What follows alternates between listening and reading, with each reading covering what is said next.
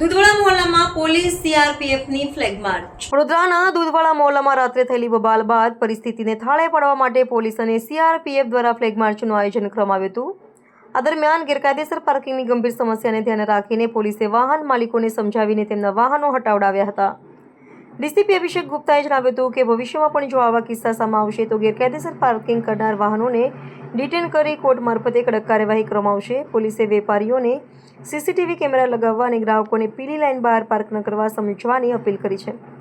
ઉપરાંત તેમણે social media પર ફેક ન્યૂઝ અને અફવાઓને ફેલાવવાનું ટાળવા પણ નાગરિકોને અપીલ કરી છે, કારણ કે આવી ઘટનાઓ કાયદો અને વ્યવસ્થાની સ્થિતિ જોખમાં આવી શકે છે। ડીસીપી અભિષેક ગુપ્તાએ જણાવ્યું હતું કે આજે દૂધવાડા મોહલ્લામાં ફ્લેગ માર્ચ દરમિયાન સાયકલની દુકાનોની સામે અતિરિક્ત પાર્કિંગની સમસ્યા જોવા મળી। આ માટે સી ડિવિઝન એસીપી, ઈ ડિવિઝન એસીપી અને અન્ય પોલીસ કર્મચારીઓ અને સીઆરપીએફની ટુકડી સાથે મળીને લોકલ પોલીસ સ્ટેશનના પીઆઈની હાજરીમાં વાહન માલિકોને સમજાવીને પાર્કિંગ હટાવવાનું આવ્યું છે। હવેથી સમજાવટ બાદ પણ ગેરકાયદેસર પાર્ક કરનાર વાહનોને ડિટેન કરી કોર્ટ મારફતે યોગ્ય કાર્યવાહી કરવામાં આવશે। નવાપુરા અને રાવપુરા વિસ્તારની અંદર ગણપતિ મહોત્સવની ઉજવણી શાંતિપૂર્ણ પતે એ માટે અમારા પોલીસ સ્ટેશનનો સ્ટાફ પેરામિલિટરી ફોર્સીસ સાથે ફૂડ પેટ્રોલિંગ અને એરિયા ડોમિનેશનની કાર્યવાહી થઈ રહી છે। આપના માધ્યમ દ્વારા હું કહેવા માંગુ છું કે વડોદરાની અંદર ગણપતિ મહોત્સવ ખૂબ શાંતિપૂર્ણ સુરક્ષિત રીતે પતે એ માટે આપણે કોઈ અફવાઓમાં ના ફસાઈએ, ટોળાશાહી ના કરીએ અને પોલીસ સાથે સાથ સહકારમાં રહીએ। અને અત્યારે હાલ એરિયા ડોમિનેશનનું કામ ચાલી રહ્યું છે અને પોલીસ તહેવારો સુરક્ષિત રીતે ઉજવાય એ માટે સુસજ્જ। આપણે સૌ જાણીએ છીએ તેમ આગામી ગણેશ વિસર્જનનો તહેવાર છે અને તેની સાથે સાથે ઈદનો પણ તહેવાર છે।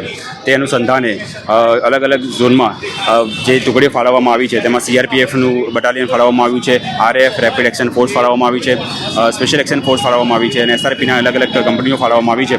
તેને સાથે રાખીને લોકલ પોલીસ સ્ટેશનની મદદથી અમે ફૂડ પેટ્રોલિંગ કરી રહ્યા છીએ અને એરિયા ડોમિનેશન એક્સરસાઇઝ કરી રહ્યા છીએ, જેના કારણે લો એન્ડ ઓર્ડરની કોઈ પરિસ્થિતિ ઊભી ન થાય તે જોવું એ અમારી ફર્સ્ટ પ્રાયોરિટી છે અને તેના માટે આજે ફૂડ પેટ્રોલિંગનું આયોજન કરવામાં આવ્યું છે અને સાંજના સમયે પણ અમે રેગ્યુલર સમયે ફૂડ પેટ્રોલિંગ કરતા રહીશું અને યોગ્ય બંદોબસ્ત પણ ફાળવવામાં આવ્યો છે અને ફિક્સ પોઈન્ટ પર એસઆરપીએફના જવાનોને પણ તૈનાત કરવામાં આવેલા છે। વડોદરા શહેરને શું એટલું એન્શ્યોર કરાવીશ કે કોઈ માહોલ બહુ શાંતિપૂર્ણ છે અને તમામ શાંતિપૂર્ણ માહોલમાં ગણેશ વિસર્જન થશે અને તે સુનિશ્ચિત કરવાની જવાબદારી અમારી છે અને અમે તે માટે ખૂબ જ ખડે પગ ઊભા છીએ અને યોગ્ય બંદોબસ્ત મહેરબાન પોલીસ કમિશનર શ્રી અને નાયબ અને એડિશનલ સીપી સાહેબના ધ્યાન હેઠળ એમના ગાઈડન્સ હેઠળ અમે વ્યવસ્થિત રીતે બંદોબસ્ત ગોઠવ્યો છે અને યોગ્ય રીતે અમે ફૂડ પેટ્રોલિંગ, એરિયા ડોમિનેશન, એસઆરપીના ફિક્સ પોઈન્ટ સૌ બધું રાખવામાં આવ્યું છે અને યોગ્ય બંદોબસ્ત રાખવામાં આવ્યો છે।